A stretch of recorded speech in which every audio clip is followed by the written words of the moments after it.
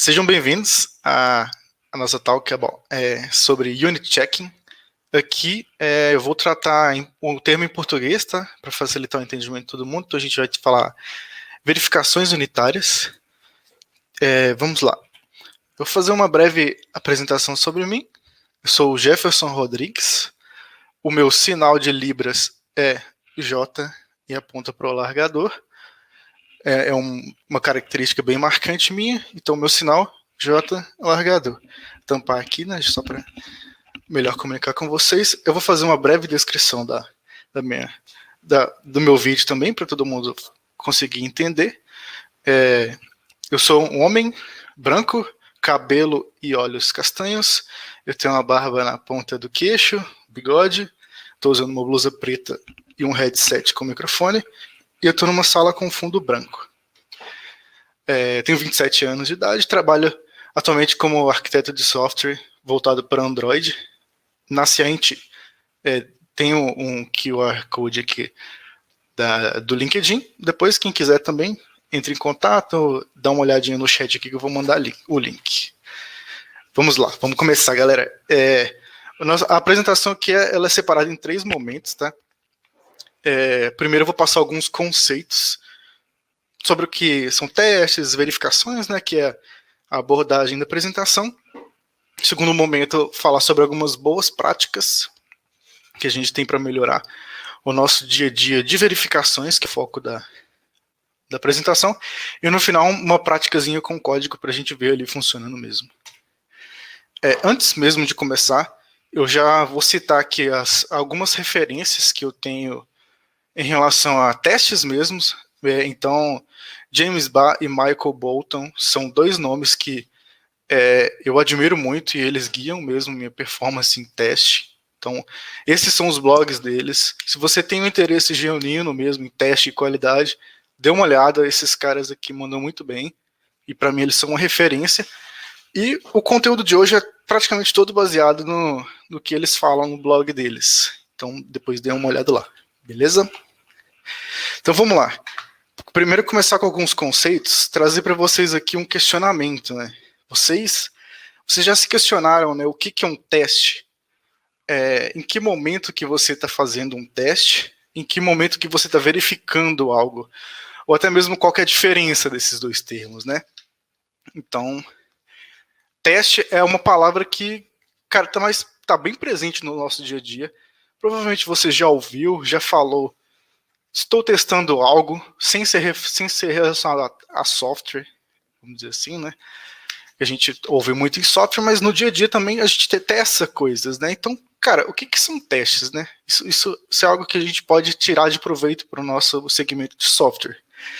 Cara, vamos pensar no dia a dia. Cara, a gente faz testes, quando a gente faz um test drive de um carro, né? A gente testa ali, a gente pode verificar como que aquele carro é.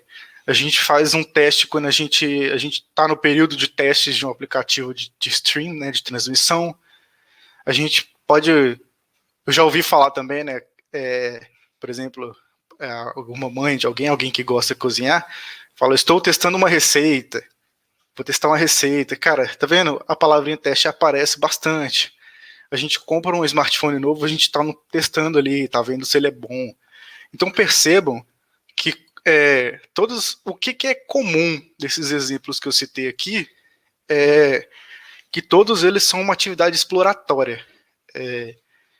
A gente é colocado diante de algo novo, ou não, né, de algo já conhecido, e o nosso objetivo é experimentar aquilo para poder aprender. A gente aprende sobre aquilo que a gente está testando, a gente aprende sobre os resultados que a gente pode ter do uso daquilo, e no final a gente pode trazer informações relevantes. Então, quando você testa algo, normalmente você é capaz de fazer um relatório daquilo. Então você traz informações, você consegue extrair informações daquilo que você testou. Eu trouxe uma frase aqui do James Barr, que eu citei no começo também, né? A definição que ele dá para teste. Então, teste é o processo de avaliação de um produto ou de algum objeto, né? Aprendendo sobre ele por meio da experiência, exploração e experimentação. Ou seja, por meio do uso da experiência com algo, a gente consegue aprender e no final trazer uma avaliação. Lembrem dessa avaliação, dessa informação que a gente tem logo que a gente testa algo, né? Então, tem mais um detalhe também que eu gostaria de trazer para a gente, que é sobre testar algo e alguém que testa algo com qualidade, com experiência. Então, se você coloca alguém, vamos trazer o exemplo do carro. Se você coloca alguém para fazer um test drive de um carro, sendo que esse alguém nem sabe dirigir, o proveito que essa pessoa vai tirar desse teste é um mínimo. Ele não vai ter parâmetros de comparação. Essa pessoa que não sabe dirigir, ela não vai conseguir explorar os limites de um carro. Então esse teste não vai trazer informações relevantes. Então é importante que, quando a gente estiver testando algo, a gente conheça do segmento, a gente conheça daquilo. Então se você coloca alguém experiente em carros, ou talvez um piloto de corrida, e faça um test drive em um carro, ele vai trazer informações muito relevantes, porque ele já tem experiências anteriores sobre esse assunto. Então, por meio dessas comparações, quem está testando o carro vai poder falar, cara, ele desenvolve bem em retas, ele faz curvas muito bem, exemplos, né? Ou acaba que, cara, não freia tão bem esse carro. Então, por meio da experiência, quem conhece de um certo assunto faz testes muito melhor do que quem não conhece. Então, o resultado, um relatório com informações relevantes para o contexto. Agora, vou trazer a dualidade, né? É um novo termo que eu estou trazendo aqui para a gente saber diferenciar o que é um teste de uma verificação. Citando James Barr de novo, verificação é o processo de fazer avaliações aplicando regras de decisão algorítmica a observações específicas de um produto. Então lembra das observações que eu falei antes de um teste? Essas observações a gente traz do teste, a gente tem informações que a gente vai trabalhar de forma repetitiva, algorítmica, em relação a algum produto e ver se aquilo é verdade de fato. Então, vamos pegar um exemplo que eu já estava usando de carro, né? Se você chega na concessionária e o vendedor te fala, cara, esse carro aqui, se você chegar numa reta, a capacidade, ele consegue chegar a 160 km por hora. Então, o vendedor ou alguém conhecedor de carro te deu uma informação sobre um carro e você vai pegar esse carro, vai aplicar as mesmas condições que ele te falou e vai ver se o resultado é o mesmo. Isso é uma verificação. Você já tem a informação, você está tentando prová-la mesmo que aquilo acontece. Então, você vai pegar esse carro, vai, aplica as mesmas condições, vai na reta e verifica, cara, realmente esse carro atingiu essa velocidade e foi tudo certinho. Muito legal. Eu verifiquei uma informação. Então pense em todos os exemplos que eu falei, né? Questão de streaming e tudo mais. Se você tem uma informação, coloque essa informação em prática, à prova, com outros conceitos, né, com outros objetos, e você vai ter uma verificação. Essa verificação vai te provar se aquela informação é real ou não. Então, esse é o conceito que a gente vai tratar aqui, bem importante nessa talk, né, sobre verificações. Verificações são chamadas de teste no dia a dia, a gente sabe. Eu só estou querendo trazer essa dualidade para vocês entenderem o momento de exploração e o momento de verificação mesmo. Então, nosso talk vai ser bem focado a partir de agora em verificações. Ou testes, né? Testes de unidade, testes unitários, que é bem comum da gente ouvir. Beleza, mas, cara, testes de unidade, verificações de unidade, eu vou falar verificações aqui na talk, tá? Mas é só para entendimento mesmo. Verificações de unidade. O que é uma unidade, agora que a gente já sabe o que é uma verificação, né? Cara, unidade é uma parte, vamos falando de software, né? É uma parte do nosso software que pode ser isolada do restante. Só lembrando que isso é um conceito, não é uma regra definida, pensando em uma linguagem orientada a objeto. Uma unidade pode ser uma classe, pode ser um próprio método dessa classe. é algo mais livre de acordo com o seu contexto. Então, uma unidade é só você pensar, cara, no meu software aqui, eu consigo isolar esse método, eu consigo isolar essa classe, de forma que eu consigo validar 100% aquela porção de código, eu consigo validar 100% do funcionamento dela. Eu consigo explorar todos os limites da funcionalidade daquela porção de código. Então, se eu tenho uma regra de negócio ali com X condições, eu vou fazer uma bateria de verificações para essa unidade e todas as X condições têm que serem cobertas nas minhas verificações. Então, você pode separar de acordo com o que você organizar com o seu time, com o seu projeto, mas o objetivo é conseguir destrinchar ao máximo ali as verificações dentro daquela porção de código. Se você vê que está muito difícil, cara, talvez seja mais interessante aprofundar um pouco mais e separar as unidades um pouco melhor. Então, esse é o conceito de unidade. Então, a gente tem o conceito de verificação e de unidade. Vamos entrar um pouco mais a fundo aqui, inclusive em verificações unitárias, para a gente entender melhor a questão de unidade, né? Então, se a gente tem aqui do lado esquerdo, eu tenho um exemplo de uma verificação integrada. O que é essa verificação integrada? A gente tem uma legendinha aqui embaixo. Reparem, né? A forminha verde é a nossa verificação. Ela vai verificar uma unidade que a gente separa no nosso código. Essa unidade ela tem algumas dependências. Então, se a gente deixar o nosso teste dessa forma, o nosso teste vai ser um teste integrado. Quebra um pouco os princípios da nossa verificação unitária, né? Então, se a gente quer verificar apenas uma parte do nosso código, se a gente deixar que ela dependa de outras, pode acontecer que, se essas dependências tiverem algum bug, esse bug se reflita dentro da nossa unidade e a nossa verificação acabe quebrando por causa de algo que nem era da unidade que a gente estava se referindo. Então, um teste integrado, ele tem o seu lugar, sim, a gente pode fazer um teste de interface com ele, alguma coisa mais alto nível, né? Falando da pirâmide de software, da pirâmide de automação, de testes. E, por outro lado, a gente tem o teste isolado, que essa é um cenário bem legal para a gente aplicar em testes unitários, né? Em verificações unitárias. Então, a gente isola a nossa dependência e a gente cria um mock.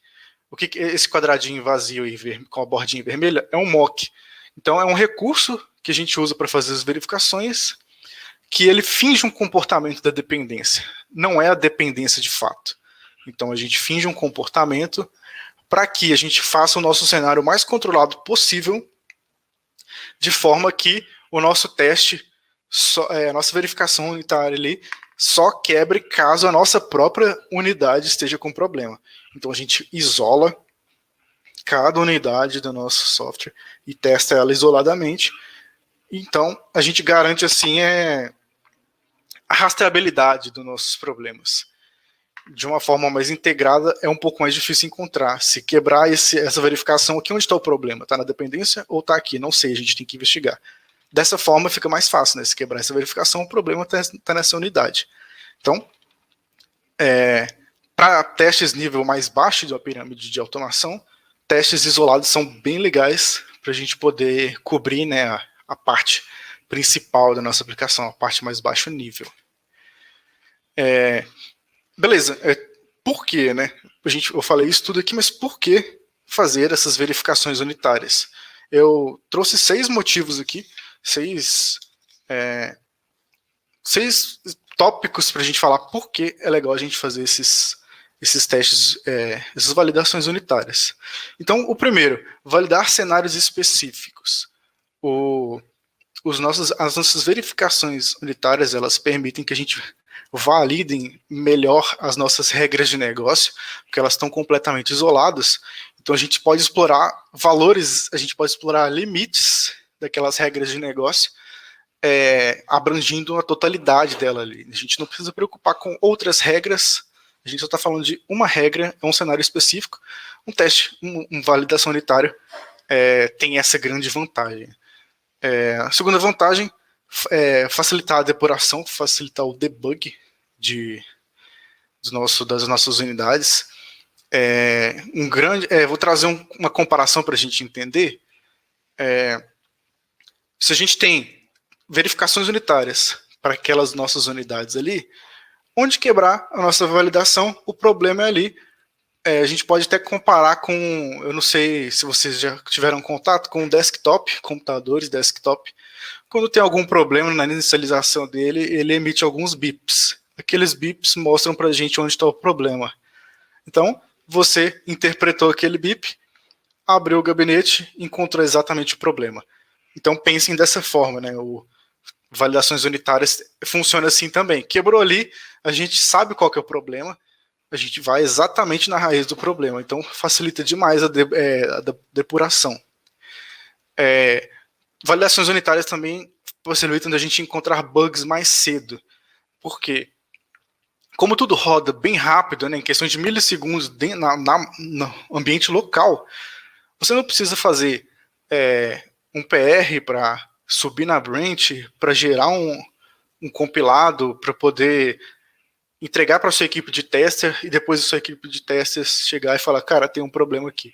Se você tiver verificações unitárias, caso tenha algum problema ali, você consegue rastrear aquilo e evitar que você entregue softwares com problema e evitar esse grande retrabalho. Então, a gente acaba evitando, né, bugs e retrabalho.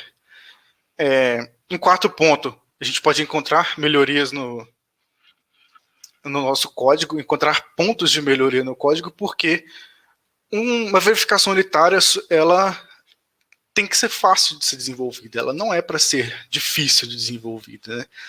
A gente não a ideia é que quando você precisa fazer alguma verificação unitária, você não precisa ter pesadelos à noite e falar, cara, eu vou ter que testar, vou ter que fazer uma verificação para aquela bendita classe e vai dar um trabalho porque ela está super complexa. Cara, se você tem esse problema, talvez valha a pena você dar uma conferida no código e ver se dá para refatorar, se não tem algum tipo de acoplamento desnecessário, se não tem classes ou métodos complexos demais. Então, se um teste, fazer uma verificação unitária, né, codar ali aquela verificação, tá complicado demais, talvez isso seja um feedback para você refatorar o seu código. Questão arquitetural e questão de lógicas também, tá? Um outro ponto, documentar o código.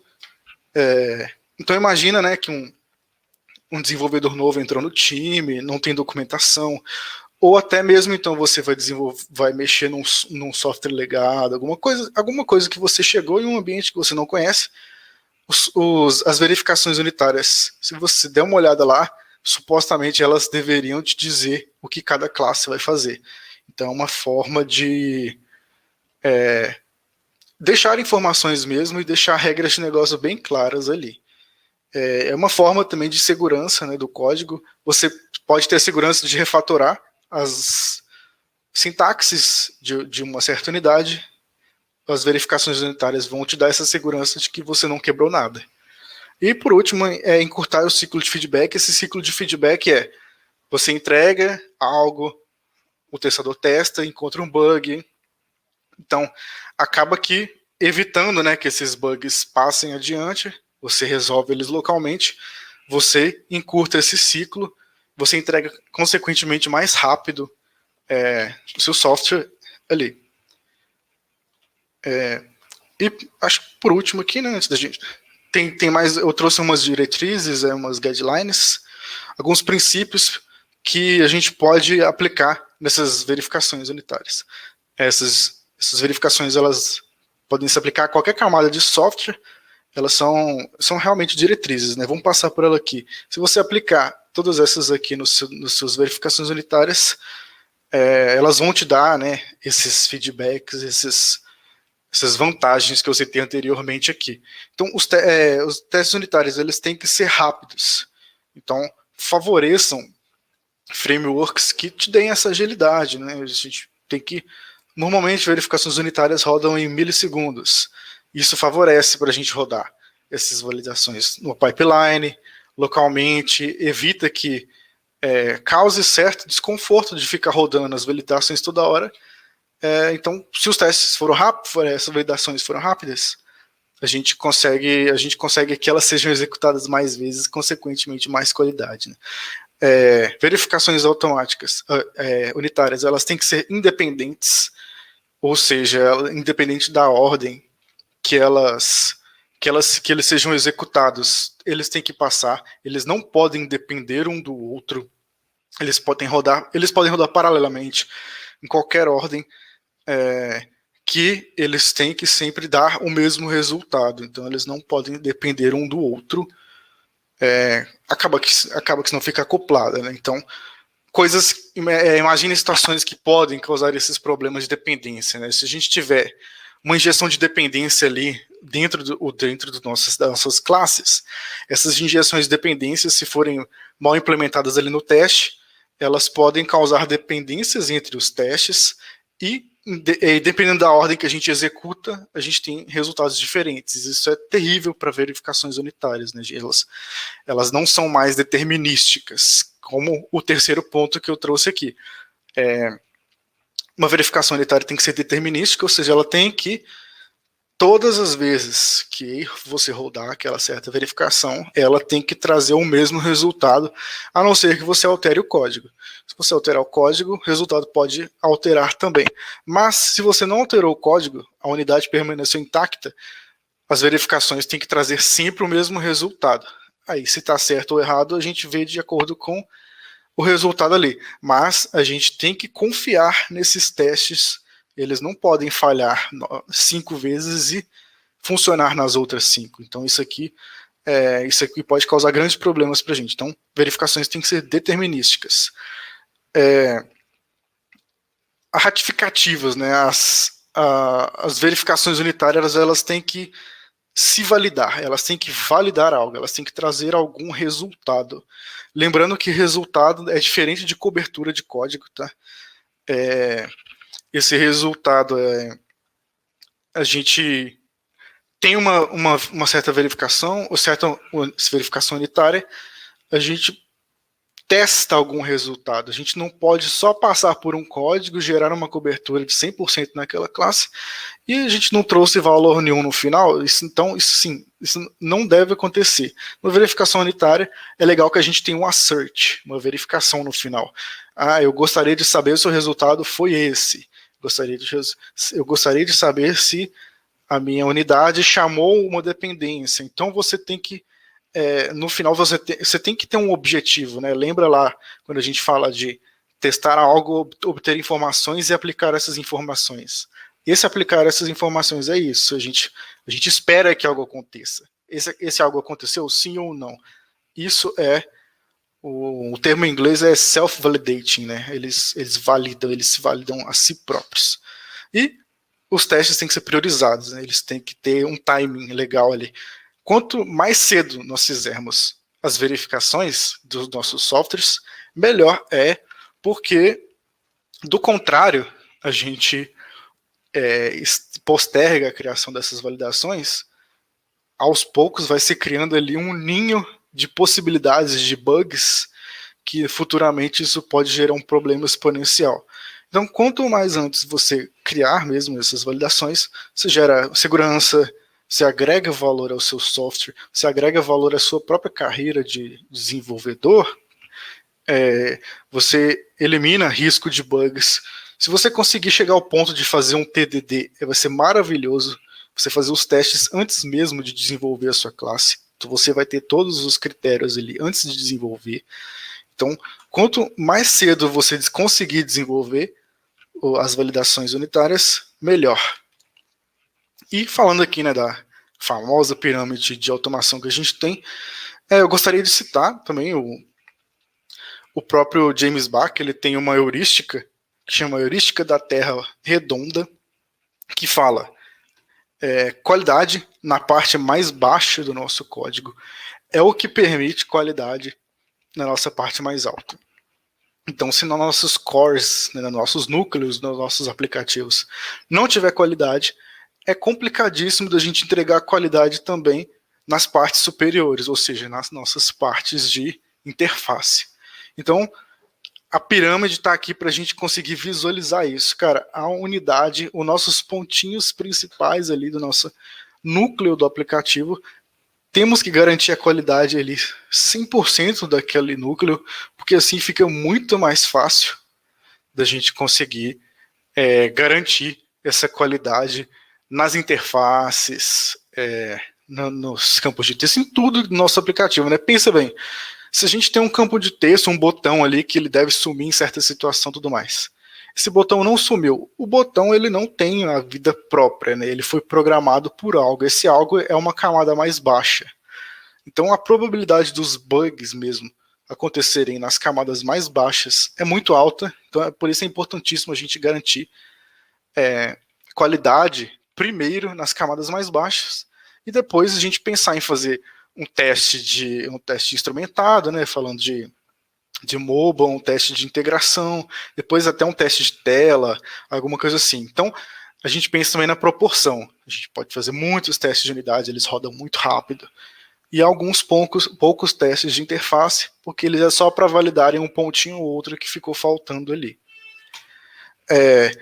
Aproveitando que tem alguns pouquinhos minutos, eu vou passar rapidinho no código para mostrar para vocês umas boas práticas que a gente tem sobre cobertura de testes, ser cobertura. Eu trouxe um exemplo em Android aqui, viu, galera? Eu vou fazer bem rápido, a gente só tem 10 minutos. O objetivo é vocês entenderem que tomem cuidado da forma que vocês fazem as verificações unitárias, principalmente no Android aqui, que é o exemplo que eu estou trazendo, que a gente pode ter falsas coberturas de teste. O que é isso, né? Para exemplificar, eu trouxe um app que é uma calculadora. Então eu fiz um appzinho de exemplo e coloquei algumas classes de verificação aqui, beleza? Então esse app tem 4 botões, 2 campos de texto. De acordo com o botão que a gente clica, ele traz um resultado para a gente. É uma calculadora, interface muito horrível aqui, mas é só para exemplificar, beleza? Como que funciona esse aplicativo aqui por dentro? A gente tem a nossa tela, o nosso controlador de tela. Para quem não conhece Android, né? A gente tem, para quem conhece, um Activity, um View Model e tudo mais. E aqui, o que eu fiz? Eu fiz uma classe orquestradora, fiz uma classe que tem outras dependências. Então, isso aqui a gente pode tomar como exemplo um repository, a gente pode considerar como algo desse tipo. A gente tem uma classe que ela um facade, por exemplo, né? A gente pode pensar como um facade, não sei. Então a gente tem umas dependências aqui dentro da minha classe calculadora e os métodos, cada método desse aqui, ele chama as subclasses, né, as dependências, para executar de fato a operação. Então dentro dessa classe soma, por exemplo, aqui, eu tenho de fato a lógica de fazer uma soma. Eu fiz assim para a gente gerar umas dependências aqui, fica mais fácil de entender. Então a minha tela, o meu controlador da tela chama essa classe calculadora para fazer de fato os cálculos. Então essas partes aqui é só de interface, eu não vou entrar muito a fundo nela aqui não. O que acontece? Eu fiz um teste, eu fiz uma verificação, às vezes eu ainda falo teste, com uma ferramenta que se chama Roboelectric. Essa ferramenta, ela emula o framework do Android, evita que a gente abra de fato um emulador para poder fazer um teste de tela, e aqui eu codei aqui 4 verificações para cobrir esses cenários aqui dos 4 botões. Então todas as verificações que eu fiz aqui são esses cenários, tá? Soma, subtração, multiplicação e divisão. Beleza, o que acontece? Como essa bateria de testes aqui ela é totalmente acoplada com o framework Android, consequentemente com injeção de dependências e tudo mais, o que acontece? Eu fiz 4 verificações. Aí, abrindo aqui um relatório do Jacoco, Java Code Coverage, eu tive 100% de cobertura. Aí você pode olhar isso aqui e falar, cara, magnífico, você fez 4 verificações de 100% de cobertura? Sim, deu 100% de cobertura, mas isso aqui é um resultado falso. Isso aqui, na verdade, é terrível para a gente. Por quê? Pensando, né, em cobertura de código e verificações unitárias, aqueles princípios que eu falei antes, né, rastreabilidade e tudo mais, essa cobertura não dá isso pra gente. Simplesmente, se a gente entrar aqui, eu tenho minhas classes, né, calculadora e tudo mais, eu simplesmente não codei uma verificação unitária para elas, e elas estão cobertas aqui. Se eu tiver um bug nessa classe aqui, de calculadora, meu teste lá da tela vai quebrar, mas ele não vai me falar onde que quebrou esse teste. Então a rastreabilidade desse bug é difícil. Você vai ter que entrar na tela, ficar ali X tempo investigando, até você descobrir que não é na tela o problema. Aí você vai no controlador da tela, verifica. Aí você, não é no controlador. Aí você entra na classe orquestradora, você entra até descobrir onde que está o problema. Você já perdeu muito tempo. Então, otimizando o nosso tempo de trabalho é muito bom. Então, fazer esse tipo de teste de Roboelectric tem as suas situações, tá? Quando você precisa muito do framework de Android, ou quando você já tem todas as verificações unitárias, você quer só fazer o topinho da pirâmide, é legal você usar o Roboelectric. Mas do contrário, tome cuidado, porque pode ser que você encontre essas falsas coberturas, né? Isso não traz valor para o nosso projeto. Então, né, o segundo exemplo aqui.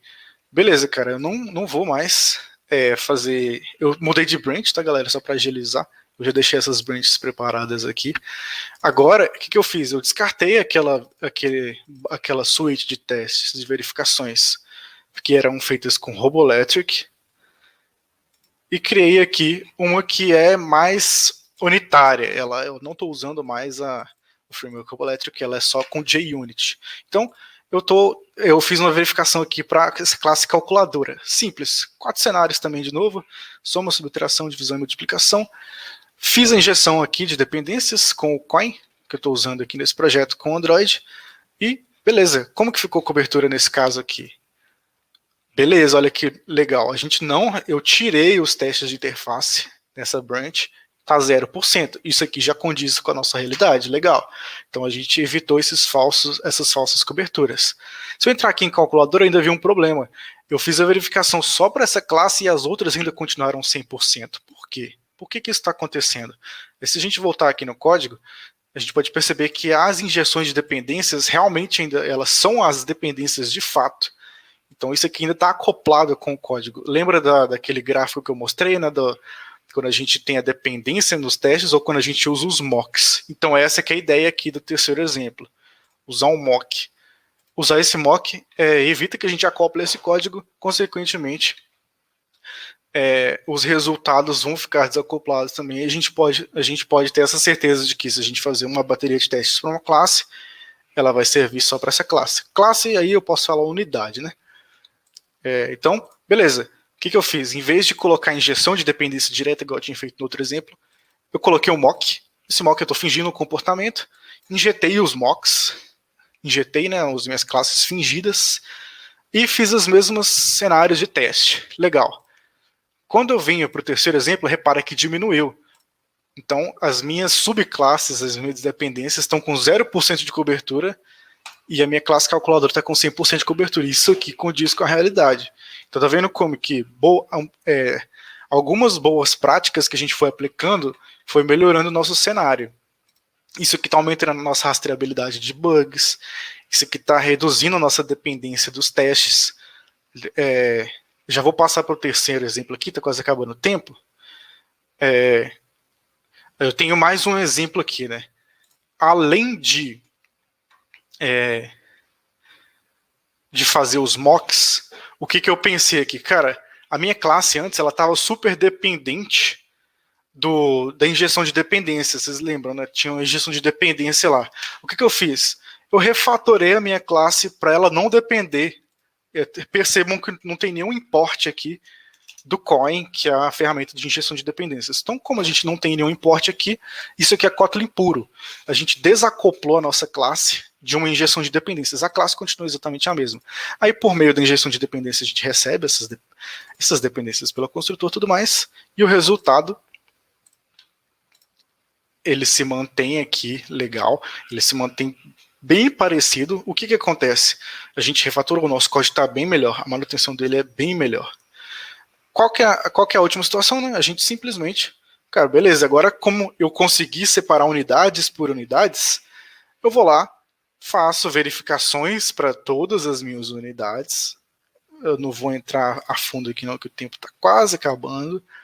Então eu tenho, para cada unidadezinha do meu software aqui, eu fiz realmente uma verificação para minha classe de divisão, minha classe de multiplicação, fiz uma verificaçãozinha para cada uma delas e o resultado, agora sim, eu tenho verificações para todas as minhas classes e isso condiz com a realidade. A partir desse momento, eu posso voltar lá, usar o Roboelectric para fazer um teste mais específico na minha tela, se for necessário, e chegar nesse sexto resultado aqui, que é, eu tenho verificações unitárias para todas as minhas classes, e eu também tenho verificações para a minha tela. Ou seja, eu não tenho uma cobertura falsa mais. Agora, a partir desse momento, eu tenho uma cobertura que é de fato que condiz com a realidade. Se a gente vier aqui, só para concluir, por exemplo, em qualquer dessas classes que eu inseri um bug, não sei se vai dar tempo de executar aqui, mas se eu vier na classe calculadora, inserir um bugzinho qualquer aqui, alguém por algum motivo estragou esse código, o meu teste, minha validação dessa classe vai falhar. Se eu inserir um bug nessa classe específica, a minha validação dessa classe específica vai falhar. E eu vou ter a rastreabilidade magnífica de bugs. Acho que fechou o tempo, né, galera? Era isso que eu queria trazer. Definições, lembrar o que é um teste, o que é uma validação, algumas boas práticas, que são os princípios que eu trouxe aqui, e agora um exemplo prático, né? Tomem cuidado com falsas coberturas, executem as boas práticas de verificações, para a gente poder de fato ter aqueles resultados das boas práticas. E é isso, galera. Qualquer dúvida que tiver aí, eu vou estar no chat aqui por um tempinho ainda. Eu vou mandar os links que eu citei na apresentação. Aí quem tiver interesse, dá uma visitada lá. É isso, galera.